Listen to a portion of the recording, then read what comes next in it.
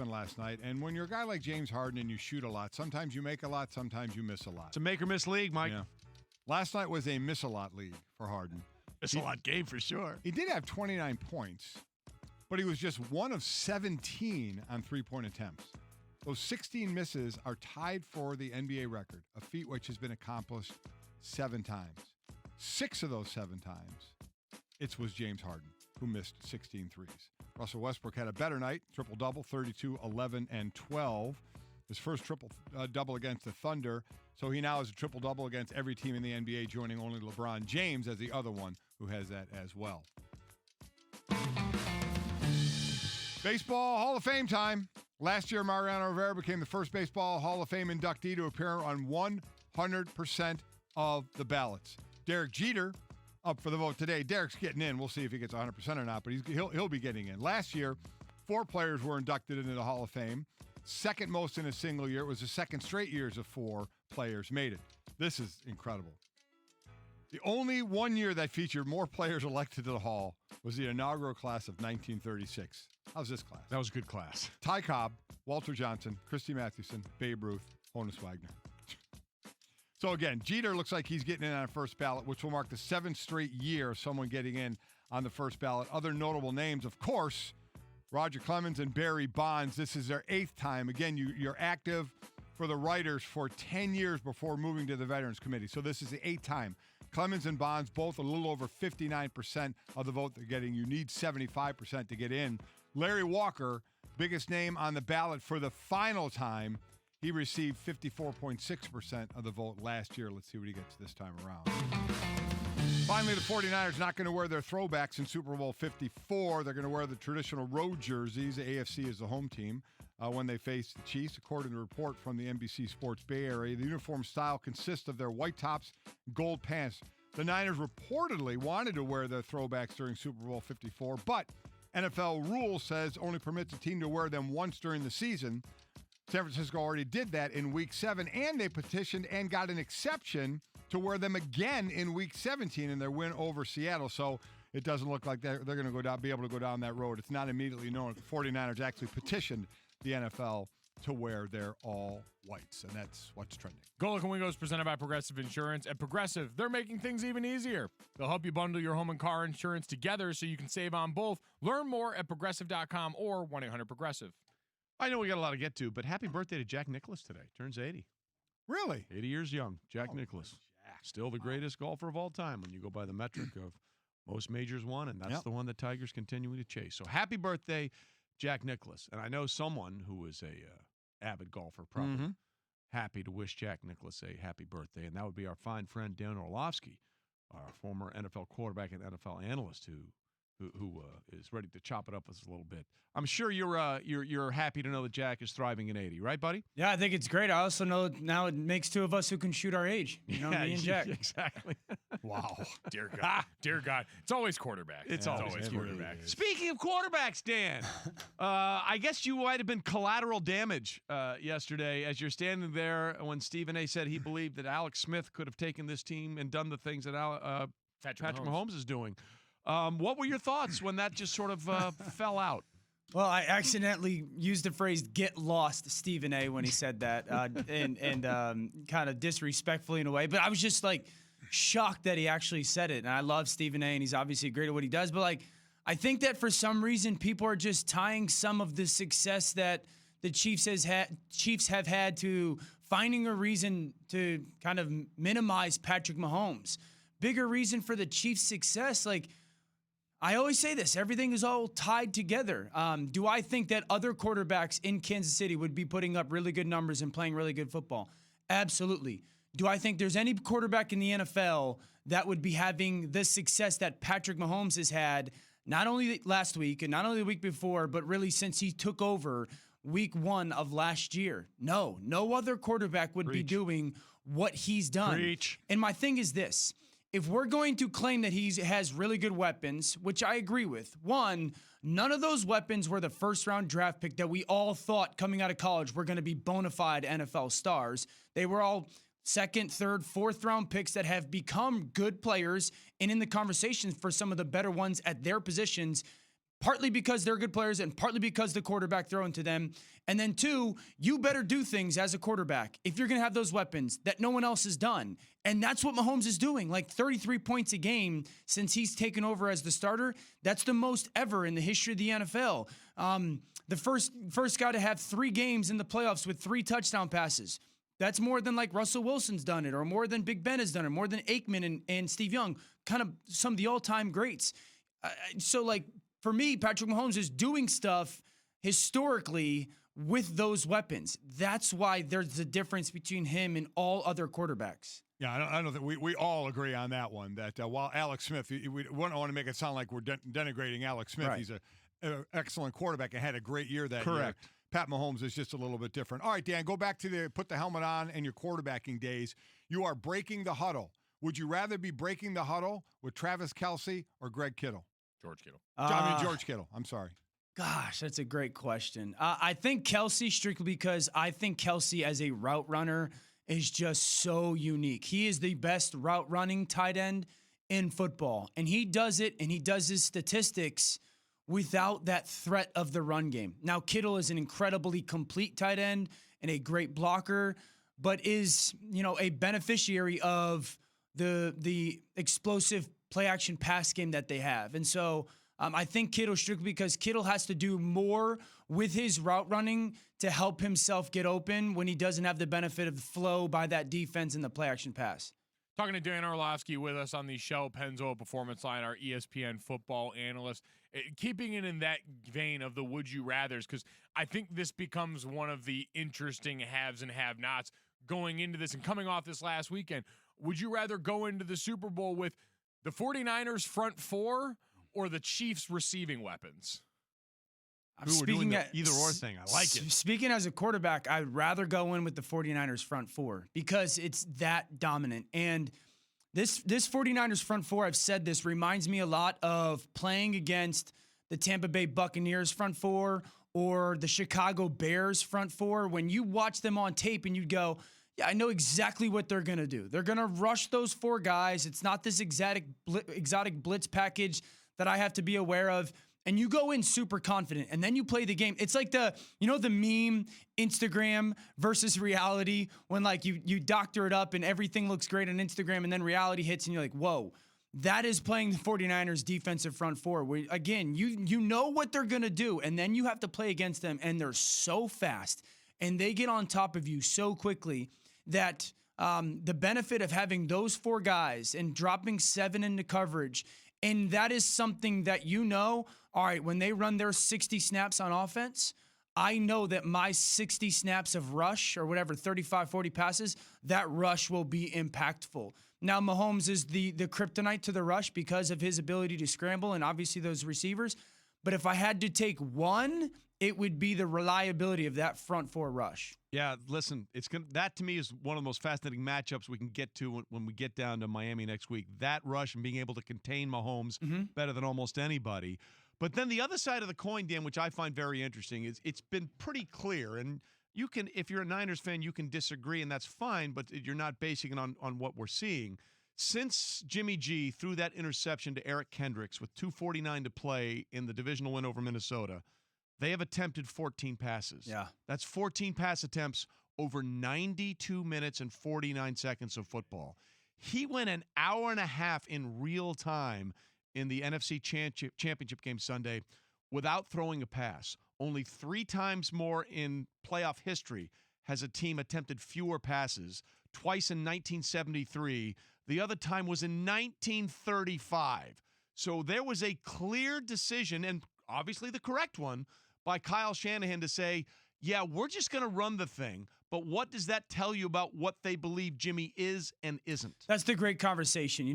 Does anybody or do you trust Jimmy Garoppolo? I think part of it is Kyle Shanahan learning from his past experiences as a play caller, obviously the Super Bowl, and understanding that what they're doing really well with right now in running the football, don't kind of turn your back on that just because you want some stats. Correct. Here's the interesting thing for me is, again, everyone's going to go, do you trust Jimmy Garoppolo? One, do you know the quarterback that leads the NFL in QBR when trailing this season is Jimmy Garoppolo. So he's proven it. 2, everyone points to that New Orleans game, and he goes into New Orleans and outduels Drew Brees, and he has to score a ton of points and all that stuff.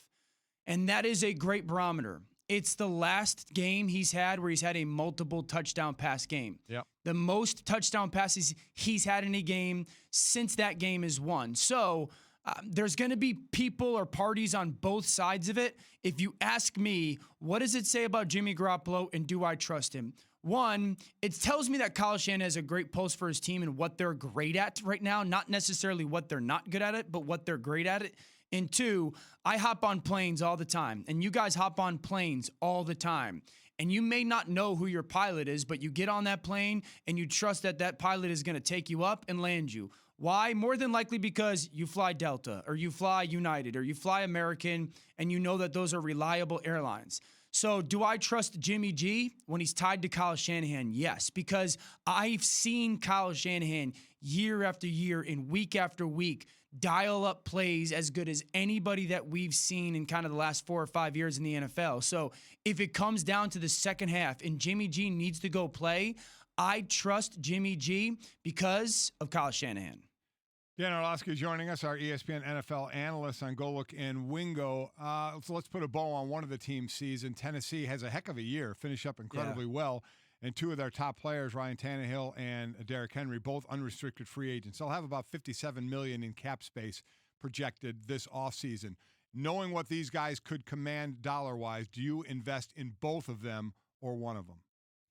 I tried to invest in both of them reasonably, but if I had to only if I had the opportunity to only invest in one, it would be Tannehill. Partly because we've seen Derrick Henry without Tannehill, and it's not like he balled out. And so, and then the wear and tear of running backs. I think Ryan Tannehill is proven to be a starting quarterback in the NFL. And once I said this when he went to Tennessee, he had good success on the field in Miami. He just could not stay healthy. Miami didn't fork over the contract they did just because to Tannehill. And so if you can only afford one, I would choose Tannehill and then continue to supplement that tailback position with a draft pick or whatnot. But I would try to get both of them done. Talking to Dan Orlovsky with us. All right, Dan, one more quarterback question for you. I've been on the other side of this, but I want to know from your vantage point. Should Aaron Rodgers have gone after that ball harder? No. Here's the thing. Thank you. One, when that happens in practice, this is not an excuse, but just to explain to people, when it happens in practice, immediate whistles blow, and you get told from day one in training camp, when the ball goes on the ground and a fumbled snap as a quarterback, do not go diving after it, mainly because you can hurt yourself stupidly or, jump into an offensive lineman's knee or ankles, and all of a sudden you injure them. 2, when that happens, in that moment, when that ball hits your hand and you realize it's not there because you're starting to turn to go make your handoff, all of a sudden you're really just looking down to try and find the football. You don't just dive on the ground because the ball can squirt out in a bunch of different, there's 20 feet on the ground right there. So it can squirt out anywhere. And you're kind of just like, okay, where is the football? And it just took a bounce to San Francisco or a roll to San Francisco that was so kind of advantageous to them. So, no, it is not the same as the Cam Newton play from the Super Bowl. Cam was in the shotgun in that moment, and it was kind of like him and 1 or 2 other people near the football. It was not a rugby scrum where the football was. All right, Dan, we appreciate the time, brother. Thanks so much. We'll talk to you soon as we get set for Super Bowl 54. Thanks, Later, Dan. guys. All right, lots more to get to. And again, we're just in that week. We're in the bridge week. So things are going to happen, and we'll deal with them as they come. But coming up next is something about to happen for the second straight year that had never happened before prior to last season. We'll get to that with our next guest after SportsCenter.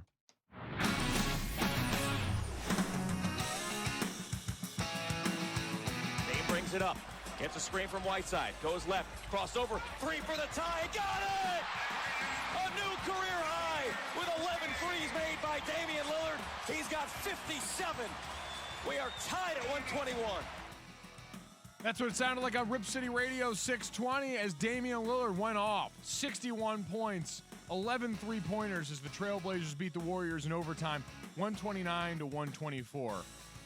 God, not long ago, that was the Western Conference Finals. Dame becomes the 6th player in NBA history with multiple 60-point games, and if that wasn't enough, becomes the first player in NBA history to drop 60 points and 10 threes in a game. His 61 are the most points scored against the Warriors, as Wilt Chamberlain had 62 in 1966. Staying in the NBA, the Celtics thumped the Lakers last night, 139-107.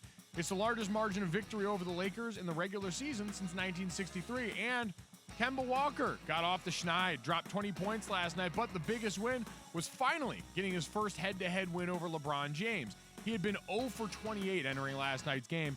Bron and AD combined for just 24 points, but Los Angeles will get back in action Wednesday against the Knicks. And more basketball, James Harden's struggles continued last night against the Thunder. The Rockets lost 112-107, and James Harden finished with 29 points, but he missed 16 three-pointers in that process. Here's some perspective on that. His 16 missed threes are tied for the most missed threes in a game in NBA history. There have been 7 instances of a player missing at least 16 threes in a game. James Harden has 6 of those. Own it. Wow. Sports Center brought to you by Straight Talk Wireless. Straight Talk Wireless runs on the same 4G LTE networks for up to half the cost. Get the unlimited plan with up to 25 gigs of high-speed data, then 2G for just $45 a month. No contract. Straight Talk Wireless is only at Walmart. The Houston Astros have been under suspicion for a couple of years now by players across the league with whispers. You can't suspend an entire team like that. Will there be a Jose Canseco on this sign stealing scandal? That's when this goes nuclear. You know who this has got to be? Cora or Beltran, one of those Astros. That is who goes to Canseco. It's necessary for this house cleaning, as ugly as it might be, to be as severe as possible. A lot to get to in Major League Baseball and a little golf. So we're going to do that with a guy who's good at both of these things, ladies and gentlemen. As Hall of Famer John Schmaltz joins us now in the Shell Pennzoil Performance Line with the new Shell V-Power Nitro Plus Premium Gasoline, now with 4 levels of defense against gunk, wear, corrosion, and friction. John, of course, will be part of the MLB Network's exclusive airing of the National Baseball Hall of Fame results tonight at 6 o'clock Eastern with coverage beginning at 3. John, we're always smarter when we talk to you. Thanks for being with us this morning. We'll get into the controversy about your putter in a minute. We will deal with that when we need to. But first and foremost, we finally had the 100% threshold taken care of last year when Mariano was the first unanimous selection in to the Hall of Fame. His longtime teammate in New York, Derek Jeter, is now up. Do we believe we'll see that again tonight when Derek Jeter is elected to the Hall of Fame? Yeah, I think there's a good chance that once they eliminated that no one's ever gone 100%, I always felt like Derek Jeter would push that envelope even further. But, yeah, I think there's a good chance 100% is reached again, and we'll definitely see it again before too long. And really, that's the question with Derek. We all know he's going to get in. It's just a matter of what percentage. But every year, John, we come up with the same question. Roger Clemens, Barry Bonds, both over 59% last year. Both have 3 more attempts before it goes to the Veterans Committee, and they're pretty much locked out, it would seem. Do you think this year or in the next 3 years, either one of those guys gets in? You know, that's always been if you'd asked me that 7 years ago, I'd have a different answer I have today. But the one thing that I can tell you, right, wrong, or indifferent, is with the votes going public, with social media and all the different things that now take place, I think the pressure for a lot of voters, for whatever reason, has caused them to make their votes public, which therefore, of course, one way or another, there's going to be backlash, in the way the world works today. And I think it's influenced them in some of their voting. I don't understand that, but then again, I'm not a guy that's on social media. And so I think that's a reflection around some of the percentage increase that you're seeing. But to me, this has always been the biggest quandary of what's going to happen based on, the first 7 or 8 years of these guys and the contention that is around their careers. Nobody is going to question how good their careers were. I think the biggest question is, how do you judge it? And how do you value, the speculation? And how do you value the choices that these reporters have to make decisions based on the information they're given? And that's where it's difficult for some of these guys. Talking to John Smoltz, Hall of Fame pitcher, with us on the Shell Pennzoil Performance Line, getting ready for Major League Baseball's Hall of Fame announcement tonight at 6 o'clock Eastern. And John, we know last 2 years we've had back-to-back years with 4 Hall of Famers in each class. It's some of the most that we've ever seen. As far as that, we know Jeter's the obvious name. We know we're waiting for the ruling on the steroid era guys. What else are you expecting going into tonight's announcement as far as who might get in? I think Kurt Schilling has continued to climb, and I think he's going to get in. I don't know if it's this year. I know that a lot of people that I talk to think that Hall of Famers have votes. We don't have votes, but those questions are always thrown our way. And Larry Walker has trended in a upward spiral of where his career was. And the question is always about, with Larry is he was a great player. There's no doubt. No one's questioning that. It's his durability of being on the field. And again, voters valuing that at a different rate of what they believe, is a criteria. I just think so much has changed over the last 10 years on what people value as either statistical information or, criteria that each writer votes on. So I think there's a chance that 3 guys get in, and I'm always intrigued to hear how the process is vetted and how they come up with their decision. And the only thing that you can always hope for is that everybody invests the same amount of time to answer their own questions in a person's career that they may or may not have followed or may or may not understand. And if they do that, then I think everybody's fine with how they come up with their answers. Yeah, Larry Walker looks like he's trending in the right direction right now, as is Derek Jeter. I always find it funny that last year he was at 50-something, and now he's jumped up to 80-something%. His stats haven't changed. I understand that people fall on off the ballot. That seems like a large number. John Smoltz is with us now. John, we got to ask you about the thing that has taken over Major League Baseball. It's the allegations and the penalties against the Houston Astros and what may be coming for the Boston Red Sox as Major League Baseball investigates the sign stealing there as well. A lot of people are saying they have a real problem with what the Astros did, the way they did it, and how the players have reacted to it. Buster Olney tweeted a lot of players he's talked to said, "I can't believe how flippant and just sort of non-apologetic the Astros have been after they have been caught red-handed, whether they want to admit it or not." What do you think the Astros should expect to see from Major League pitchers this season when they step up to the plate? Well, I don't think you're going to see anything different other than the Astros are going to have a big stain on them for a while. And it's a shame, but it is what it is. And the players have engaged in whatever degree that they engaged in. And, it's not going to go away anytime soon.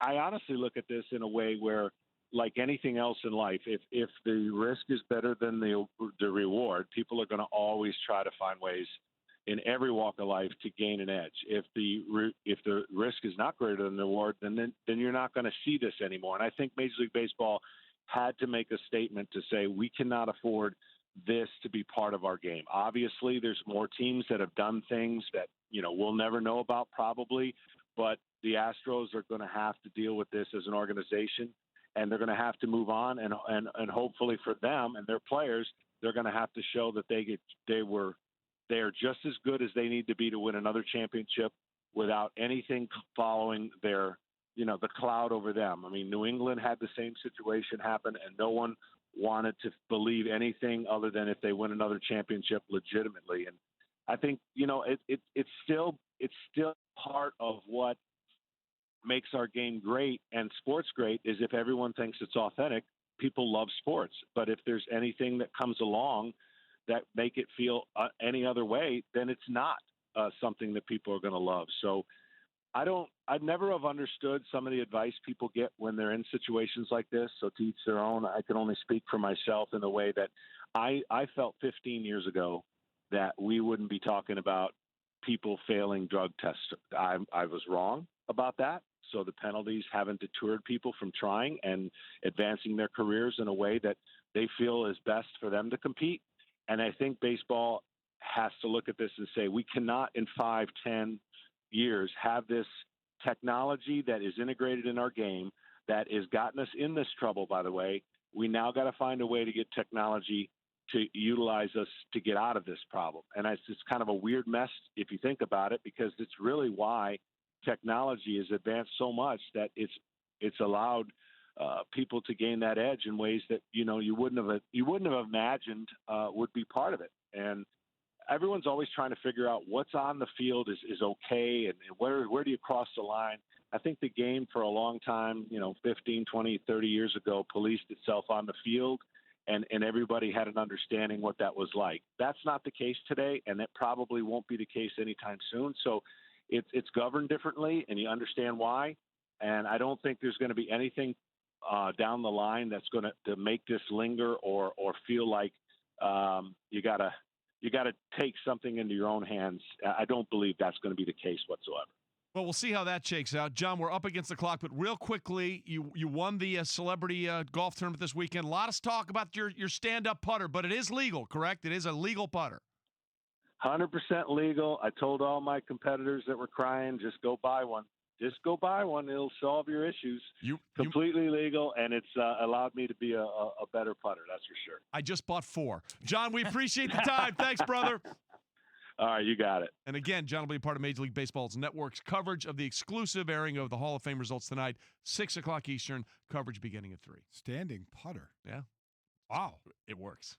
That's pretty cool. Yeah, you line up behind it. Talk about good performance enhancer. I would say, unless you're on a slope, it's not going to stand, though. Right? Oh, it stands. Oh, it'll stand. It'll stand by Does it itself. have a tripod? There you go. Yeah, we'll get to that. Plus, we're going to hand out some awards for Championship Sunday. But first, you have very important things Yes, to I say. do. Talking about erectile dysfunction is not easy, but with Roman, it's easy to talk about with a real doctor who can prescribe real medication. It's simple, safe, and totally discreet. With Roman, you get a free online evaluation, ongoing care for ED, all from the comfort and privacy of your home. Doctor's going to work with you to find the best treatment plan. If medication is appropriate, Roman will ship it to you with free 2-day shipping. Just go to GetRoman.com/Wingo to get a free online visit and a free 2-day shipping. Get